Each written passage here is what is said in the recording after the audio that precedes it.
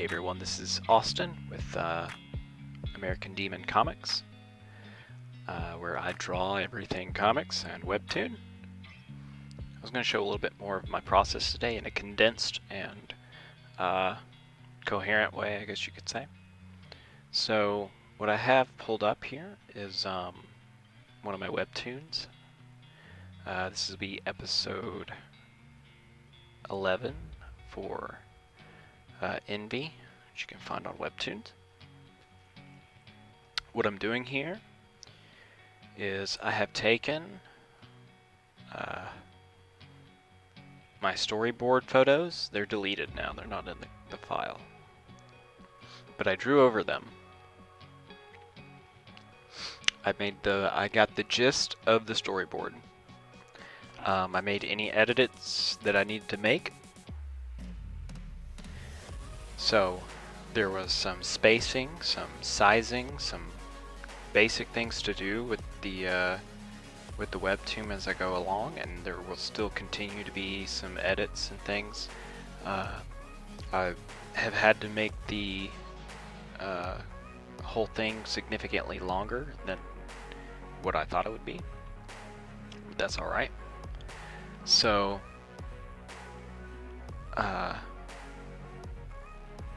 but where I have gone from here is you want to make your lines as tight as possible in the first draft. That way when you start your next draft, it might not be your final draft, but it'll be pretty damn close, and it'll be close enough to where all you have to do is make some certain edits with some pieces of the Webtoon. And you can separate that out with layers, just select and copy and erase what you don't want, so on and so forth, and then you merge your edits into the final layer. And I'm just going to show you what I've done so far. So this is the initial rough draft. I have it on this layer right here, as you can see, and then over here I have ink lines. I'll bring it back into view. So this is this is going to be the final line work that I'm using for this top panel. I will be making it black and probably making the lines, I'll probably be filling in this whole area right here black once I start doing the background. And it'll be easier to keep it on the background. And so you just go down here and you'll see what I'm talking about. You want to tighten it up even more as you begin putting on the next layer of ink.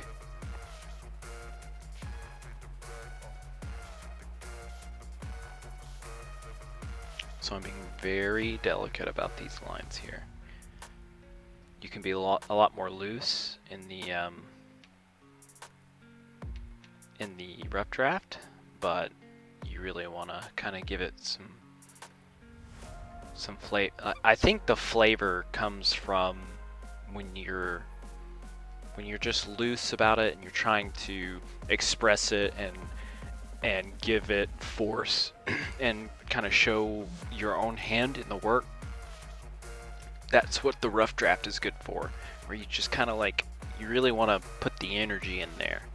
So once the energy's in there though, then on the final layer you can really refine that energy and make it look really good.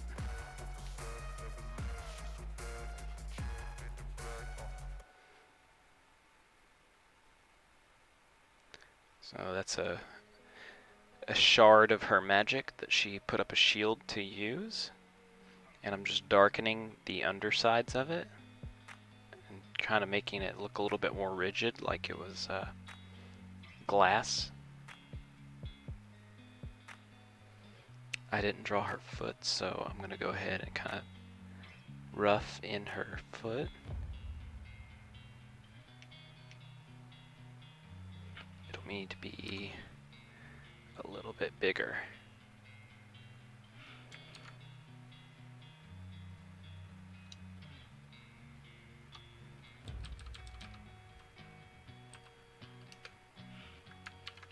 what I can do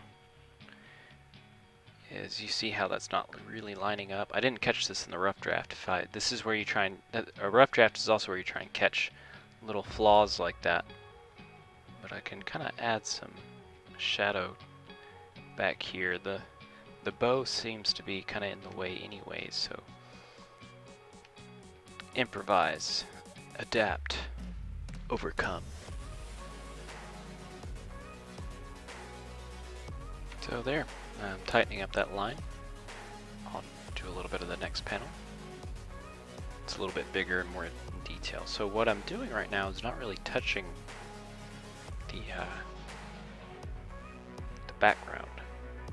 See, I have a background layer where I'm going to work on the background, because the background often interferes, obviously, with what's up front. And what I want to do is be able to kind of give the depth and energy of some of the lines in the background, but because it interferes, I can be on the background line, and it looks like here the glass kind of interferes with that part of the background, so I just erase it. I'll erase it away and make it look a lot cleaner.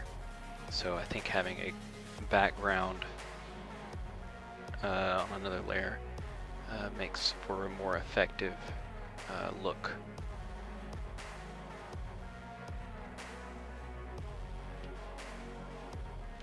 Yeah, that's the background. So I'll go back to the ink lines.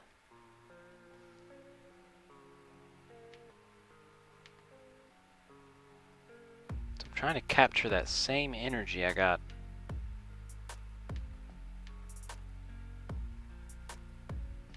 And you see, you can start adding the detail that you want once you have the basic lines down pat. Her brow looks a little too high, so I can adjust that here. It's gonna break right there. Go up, and her horns can come down a little bit. You don't notice these things because you're drawing on top of a photo of a piece of paper of your drawings that you made originally. Kind of obscures things, but when everything's in black and white, you can really see where some of the errors are, and you can take advantage of these layers to fix that.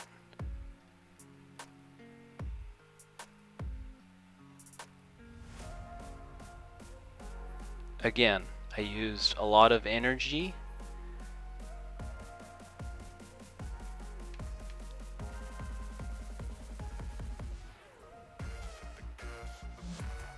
When first making this hair, I'm going to bump this up to 10.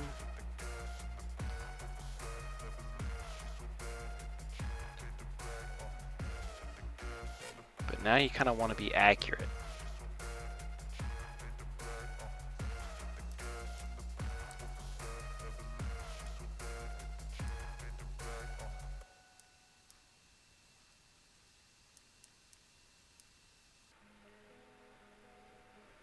So here's one of those problems you can actually go back on the previous layer and fix. So I got a line that needs to go through here so that I can make sure that on both sides they connect perfectly. So I'm going to throw this line in there. Go back to ink lines. Start from here. And start from here. So it looks like they were already kind of aligned, but you really want to make sure. And you can use the rough draft layer to make experiments.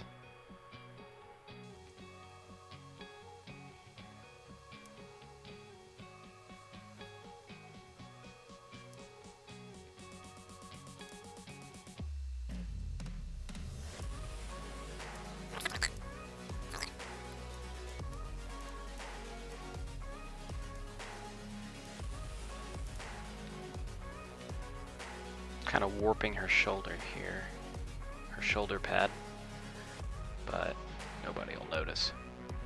There are some things you can just kind of dash in there. It'll work just fine. What you want is to have the purpose of what you're drawing established.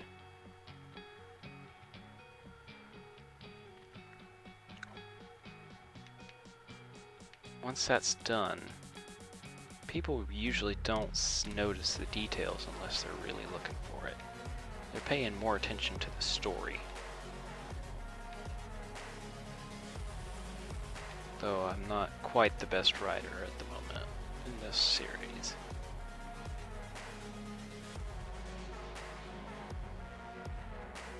But it's fun.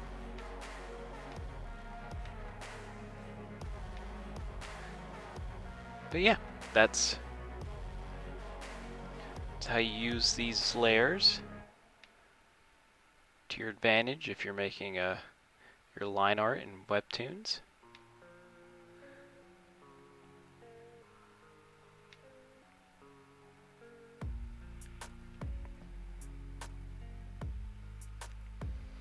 If you'd like to see more tutorials, you can subscribe.